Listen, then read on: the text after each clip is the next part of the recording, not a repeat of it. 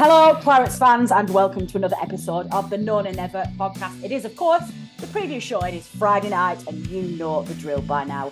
This week, I'm joined by resident statistician Dave Roberts and our FPL expert Adam Dennett. We are going to be going through preparations for the West Ham game this Saturday. We're going to try and get ourselves up and excited for this. We're going to wonder why we're all so disengaged this season, and we're going to pose a question to you about why there's not as much pressure on VK as there may be if he played for any other club. Let's not list any longer then. Let's get going. Here we go. Dave, Adam, welcome. Nice to have you both here. Nice to be back on. I know. We've as got always. Double dose of you, Adam, tonight. We're going to have an FPL update from you later on, which is very exciting. Dave, we've been decorating. Yes, I've redecorated the room behind me. Is that an improvement? It is an improvement. Was that like literally wallpaper and paste? Did we do a collage or? Yeah, the missus isn't too pleased, but yeah, new wallpaper. Come home. I've done some decorating. Not quite. That you know what? Maybe that would look great on that wall. Maybe we should do it that way. Anyway, let's not dwell. I'm going to come straight to you, Adam. We've had a break.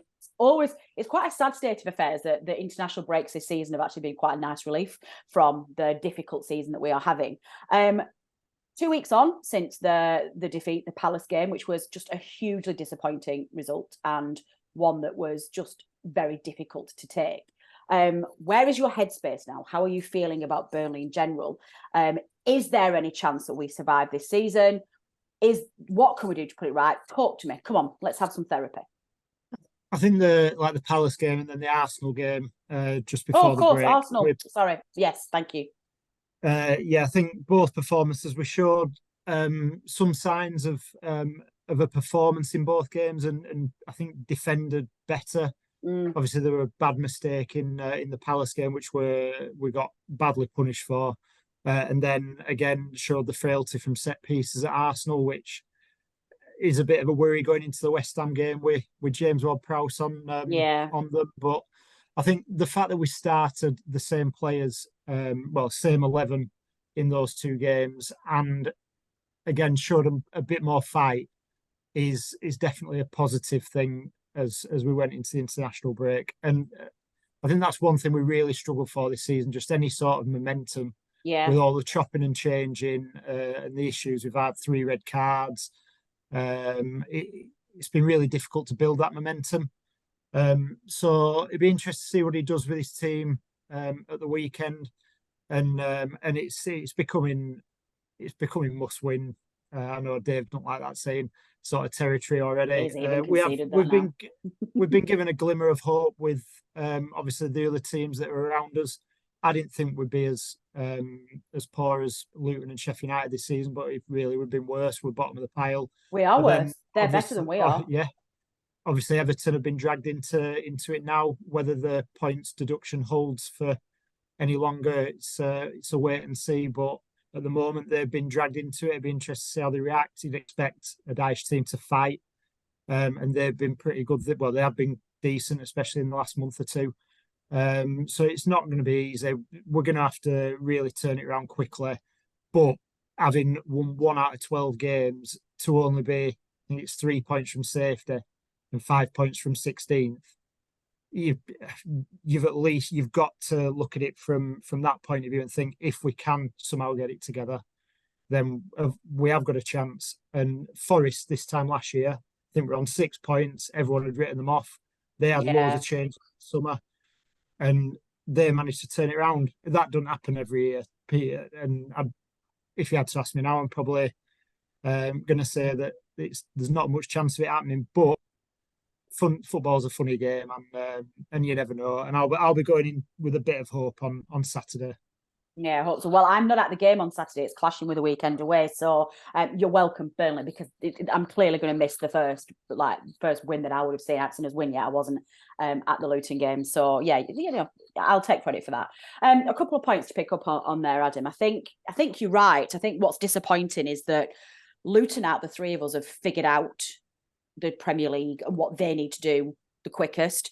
Sheffield United also have figured out, but they've obviously been hampered by some quite difficult injuries that's really given them some problems. And we just don't seem to be figuring out at all. We don't seem to be getting it. Not learning from our lessons. And there's like there's a relaxed atmosphere about VK, which unnerves me a little bit. It's like he thinks he's got all year just to figure out what he needs to do, and then we get going. And it's like the clock is ticking in the Premier League. It is not the same as the Championship. You have to work it out very, very quickly. And the fact that we're 10 games in, 11 games in, 12 games in, and he's still not figured out who his best starting 11 is yet and what tactics he's going to adopt is a genuine concern. I don't think Everton will get dragged into it for that same reason.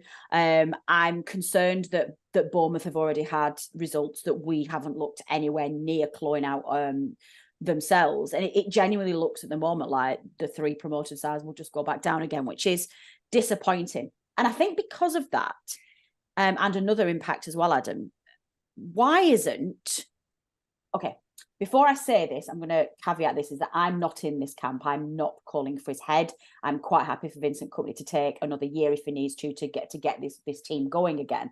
I know other fans don't share that view. But there doesn't seem to be an awful lot of pressure externally, either in the press or in other fan base, on Vincent Kompany. And I speculated that in a relegation season where you've got 3 unfashionable promoted sides going to go straight back down, nobody cares about the relegation zone. That's number 1. Number 2, VK is part of that. He's got friends in the media, so maybe they are, they're not piling on him. But I guessed it on the Anfield Wrap this afternoon, and Neil, their host, gave me a really good point why he thinks VK isn't under pressure yet. And he thinks it's because of VAR. The sports news cycle isn't having to find fillers, because every single week there is so much to unpick with VAR. There are so many problems, so many controversial issues, that on a Tuesday afternoon in November, when you've got nothing to report on, you go to the sack race, or you fill those things.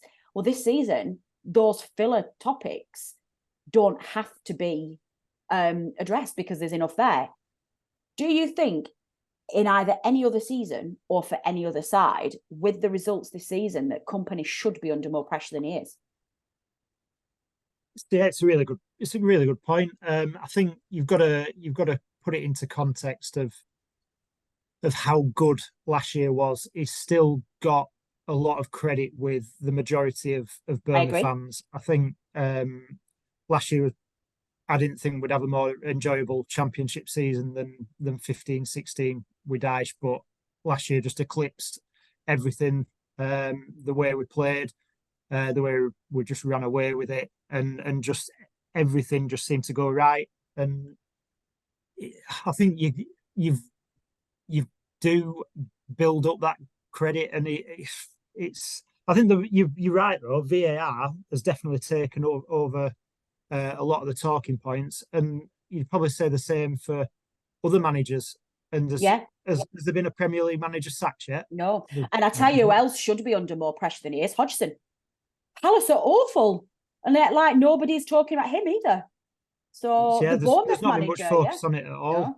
So Iraola as well. He's coming and not really done much. Heckingbottom, there's been a bit more talk around his position, but he got threatened at one point, didn't he? They were thinking about sacking him, which was a bit of a weird one after a few weeks. Yeah, apparently so. But I just find it really interesting. Really interesting point. Yeah, I mean, like I say, and I know other fans disagree with this, and they're fed up already. But I know there's a project happening, and I do believe in Kompany, and I do give him also some grace for the fact that he's also managing in a league he's never managed before. So he's obviously going to make mistakes as well. He doesn't, he's not done this before. So there's also the fact. Sorry to interrupt. There's the fact that we had a bit of obviously we were winning games and drawing games and conceding late goals, but still picking up points.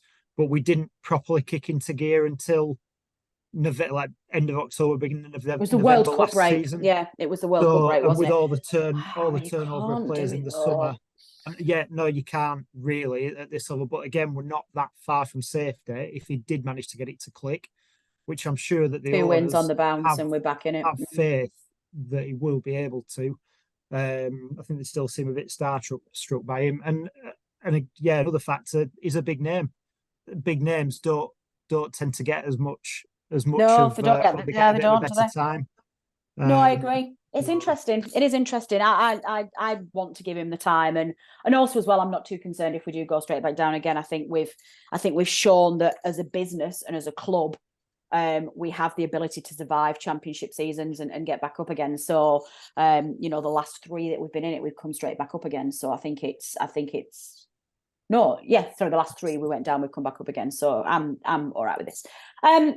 Dave, you're going to give us a warm and fuzzy feeling and get us all excited and happy about the West Ham game, aren't you? And we're going to turn to you next. Before we do that, though, you know the drill by now. Quiz question. I don't know what to do with myself last week. I didn't have one. What are you going to set for us? Is it going to follow the same pattern, or are we going rogue?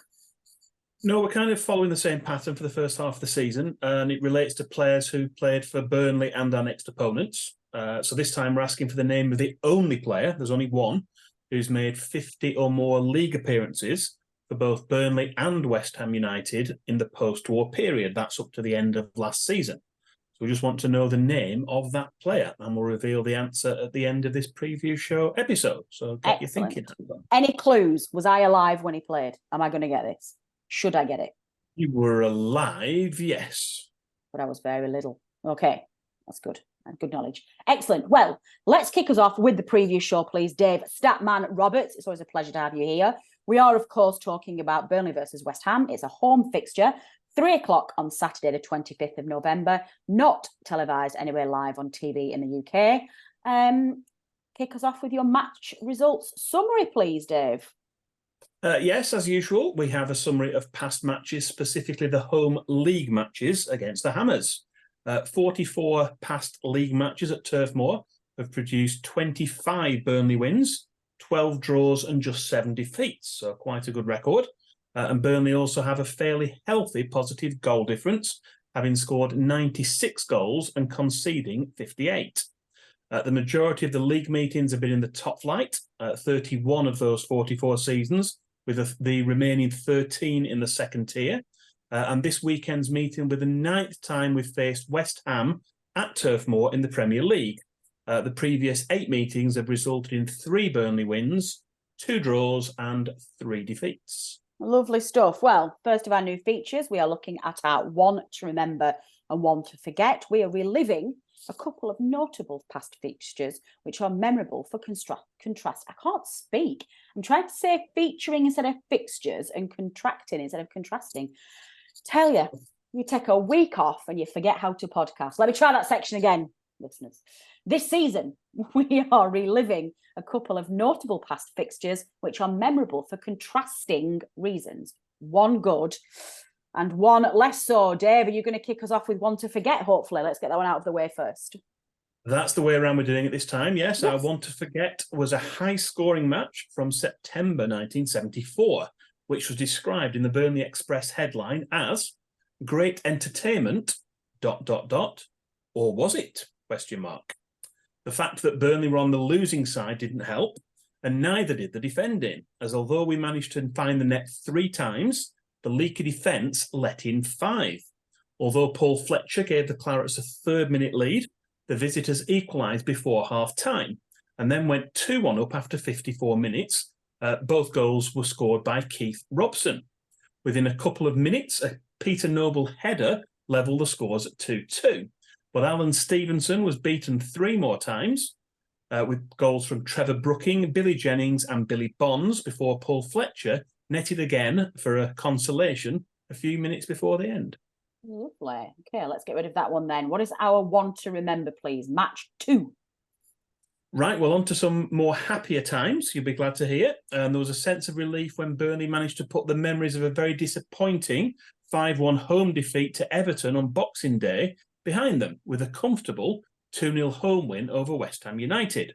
This was just 2 days later on the 28th of December 2018. The Sunday afternoon kickoff marked a turning point in the Clarets season, as it was the first of a much-needed run of 3 consecutive wins. Manager Sean Dykes brought Tom Heaton and Dwight McNeil back into the side, and first-half goals from Chris Wood, who blasted a shot past Lucas Fabianski after 15 minutes, and Dwight McNeil's first goal for the club with a sliding shot at the far post on 34 minutes, provided confidence on and off the pitch.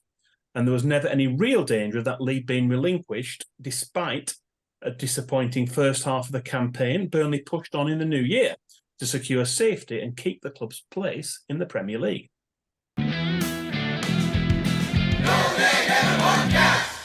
Okay, Dave, next up, referee details, please.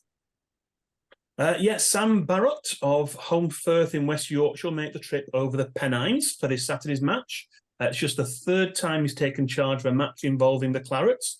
The others were a 3-1 home win. That was against Crawley Town in the League Cup in November 2022. And he refereed us as recently as last month in the 2-1 defeat at Bournemouth. There were no red cards in either of those two matches, and the cumulative yellow card count is 4 to Burnley players and 2 to our opponents. Craig Pawson has been given the task of the video assistant referee for this match. Lovely stuff. Adam, back over to you. Give us some thoughts ahead of the game. Who's going to be your starting 11? Dave, what's our injury list? Have we got anybody coming back? Obviously, we've still lost Foster, bless his heart. Hopefully he's on the mend. Wish him lots of good vibes to get him better again. But I think other than that, we still get everybody available, don't we? Well, potentially Ekdal's back in the frame, isn't he? Because he was involved in the international break? Oh, he was. Yeah. Yes, I did see that. I don't know whether it played, though, I don't think it were anything.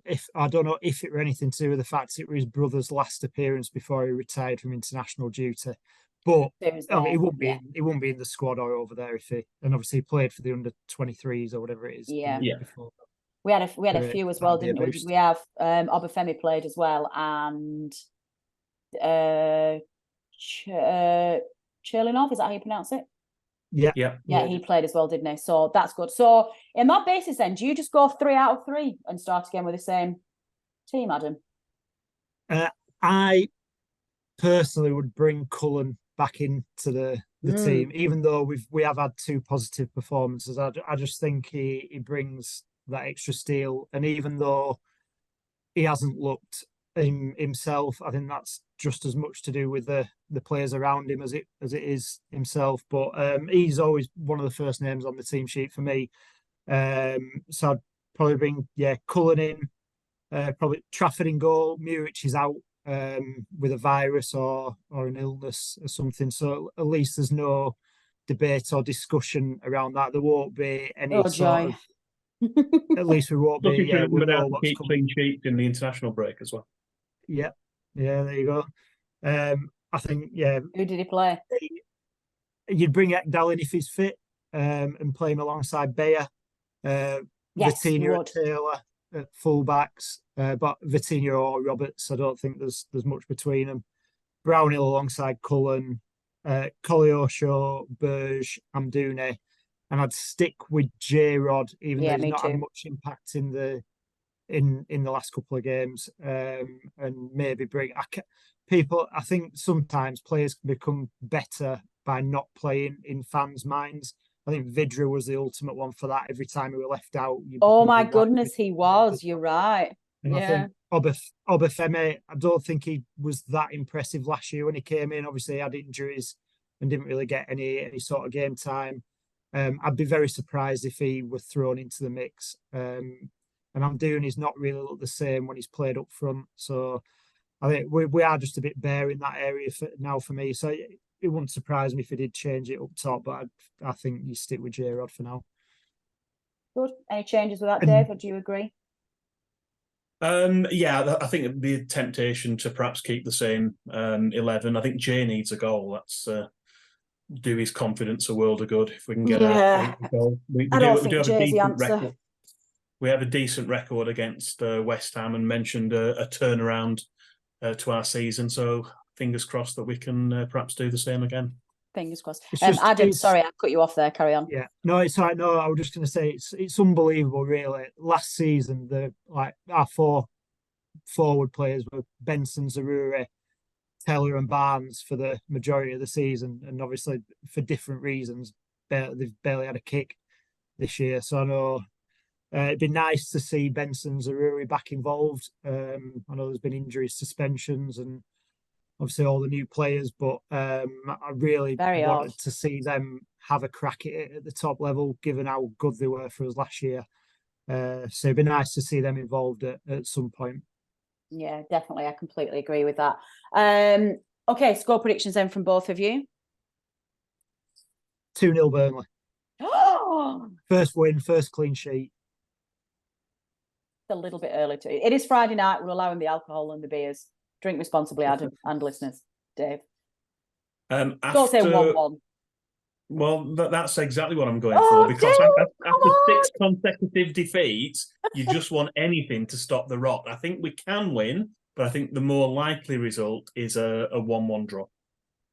I'm going to follow Adam. I'm going to say 2-0 as well. I think that's. Am I? No, I don't think we'll keep a clean sheet. We're just too vulnerable at the back. I'm going to say 2-1. So there you go. Listeners, let us know what your score prediction is, please. You can tweet us or post at us at X, whatever the thing is now.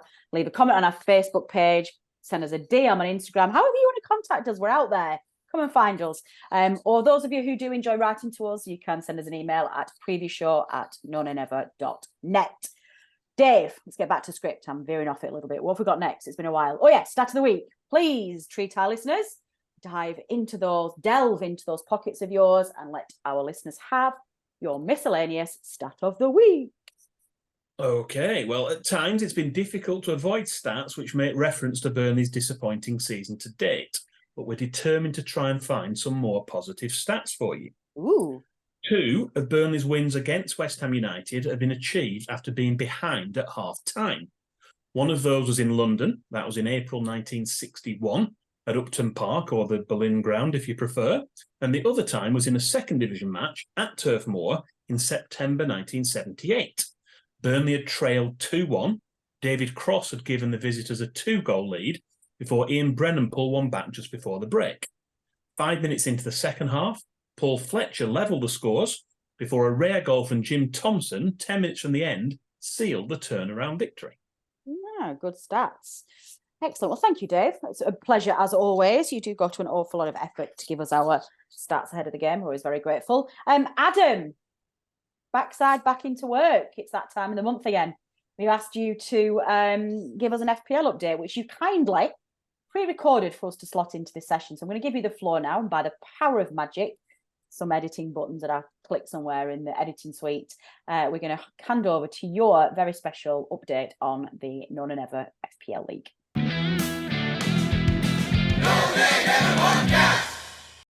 Hello and welcome to the No Never podcast. It's another international break, so a good time to bring you our November update in FPL.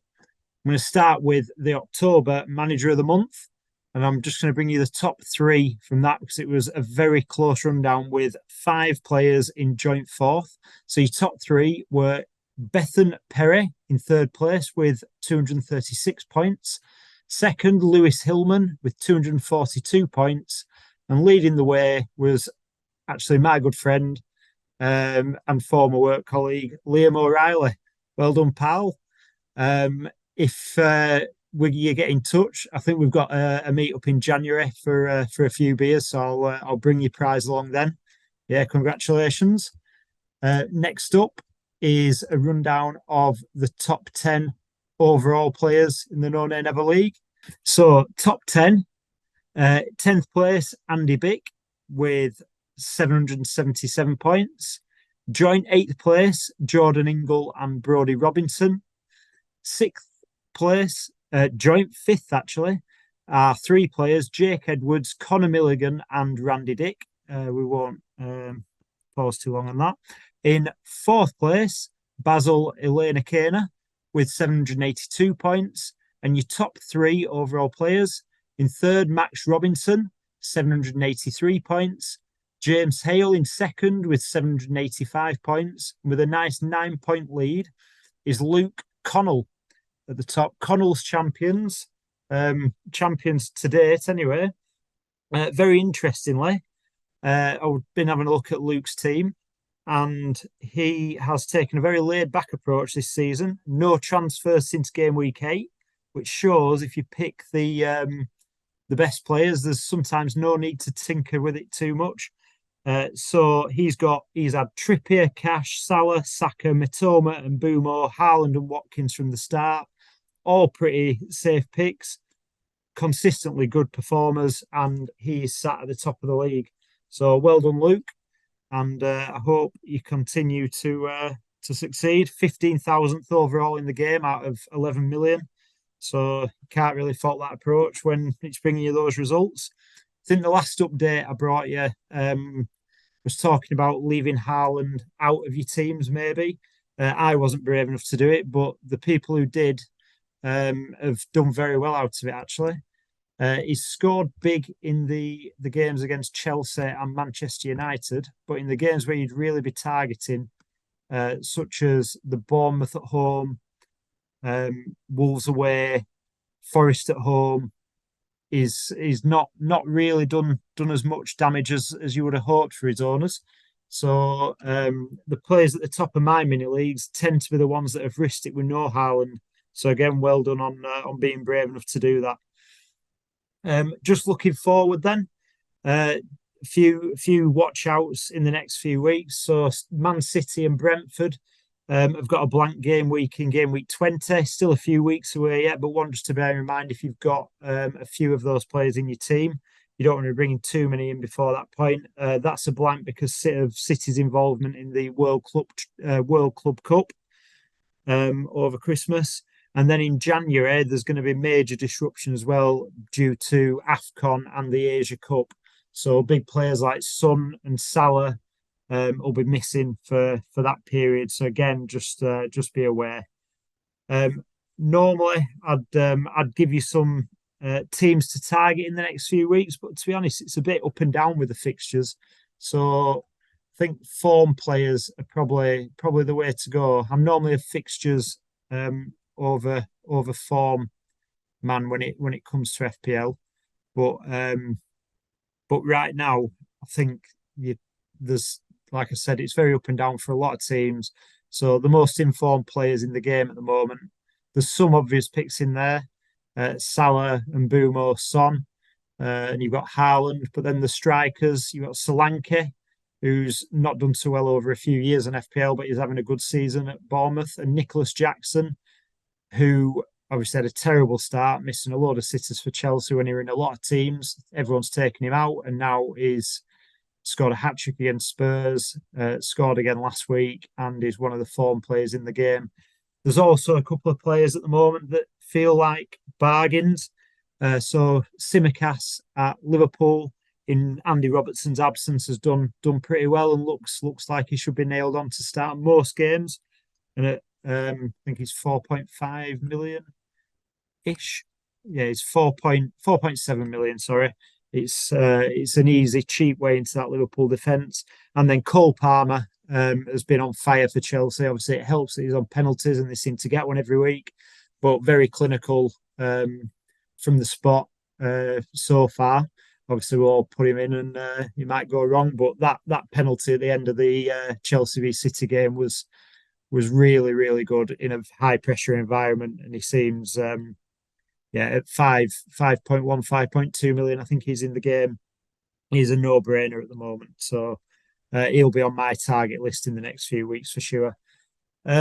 Only last thing to say, next deadline, Saturday the 25th of November at 11 a.m. The guys will be back later on in the week to preview the West Ham game with the usual facts and stats from Statman Dave in the preview show.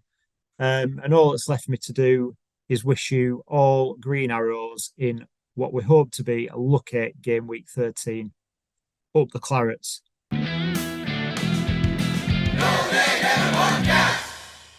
There you go. Green arrows to us all. I've plateaued a little bit this season. I was doing really well at the beginning, and I had a couple of weeks where I lost the various head-to-head leagues that I'm in. And I feel like I've lost a little bit. My FPL season's going very much like Burnley's enthusiasm is for this season. So you're doing much better than Burnley. It's still very fair. Close.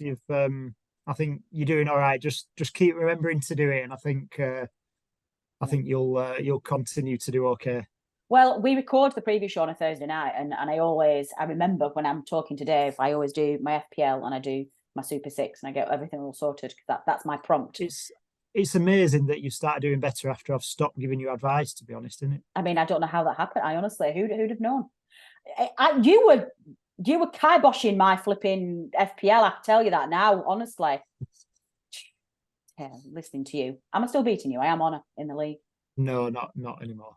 Oh, okay. Never mind. I'll sort that out this weekend. But it's really I've only just taken over you, so it might turn around and bite me in the backside if I had Ollie Watkins in my team before everybody else realised, and so I got a lot of points in the early stages when he was going crazy. And I also a couple of weeks took Haaland off a captain and put Ollie Watkins on again before everybody else had realised, and that's how I got my points.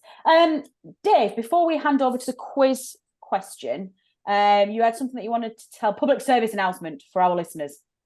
What have you got? There was a launch a couple of weeks back for the new resource centre at Burnley Library. They've basically got a whole load of donations of books, programmes, memorabilia, fanzines, you name it, it's there. And there's basically a whole new section downstairs at Burnley Library for anyone to go along to, obviously particular interest to Burnley fans. And what they're doing, they're having sessions when we play Saturday matches. So this coming Saturday morning from 11 a.m. till 2 p.m. So that's 3 hours before the match. Burnley fans are welcome to go along and see what's there. There's a whole host of stuff. Dave Thomas, the author, he's donated a lot of his material. He's obviously written nearly 30 Burnley books now. There's a load of his stuff. There's scrapbooks. There's a full set of post-war programs.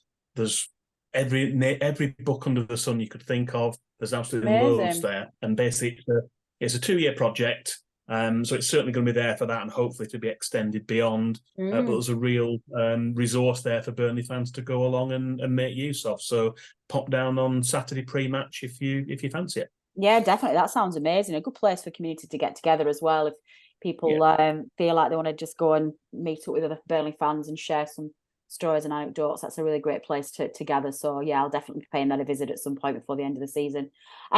Quiz question then, please. It was there was just one player in history who's had more than 50 appearances for both Burnley and West Ham post the end of World War II.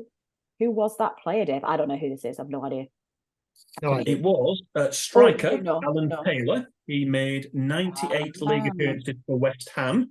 That was from 1974 to 79. And then later in his career, he scored 25 goals for West Ham in those league games. And then he was at Burnley from 1984 to 1986. Made 64 league appearances, scoring 23 goals. Lovely stuff. Well, I hope you got that right, listeners. Do drop us a line if you do. I do like a little bit of a brag. Before I go, just going back to FPL, Adam, do I owe anybody any stickers?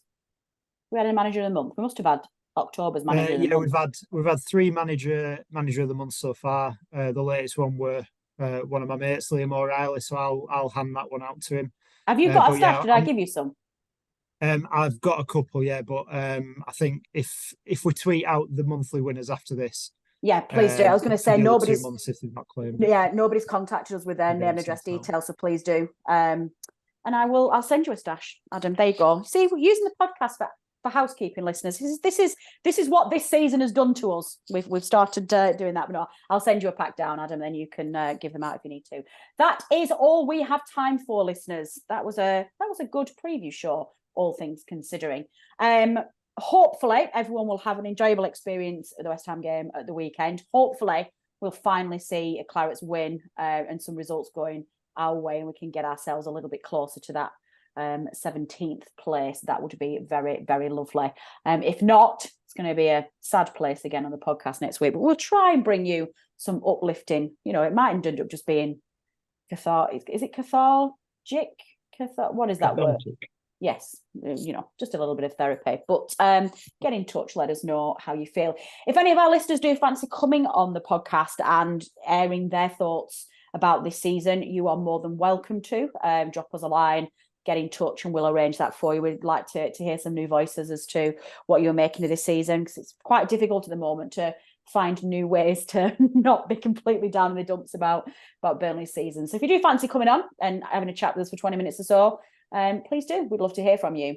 That is all we've got time for, though. So in the meantime, enjoy the game, and we will see you next week for the usual schedule. I've been Natalie Bromley. This has been the No Nay Never podcast. Until next time. The No Nay Never podcast is brought to you in association with the TalkSport Fan Network. Our host and editor is Natalie Bromley, and the show is produced by Matt Moss. Our resident statistician is Dave Roberts, and our FPL expert is Adam Dennett. The Analysis Show team is collectively Tom Whittaker, Rich Steele, George Poole, Charlotte Rigby, and Adam Dennett. Our music is provided by George Gaskell, and our newsletter team is headed up by Jamie Smith. If you don't already, you can subscribe to our newsletter by visiting nonaynever.substack.com. Thanks as ever go to our partners TalkSport. We are proud to be associated with the TalkSport Fan Network.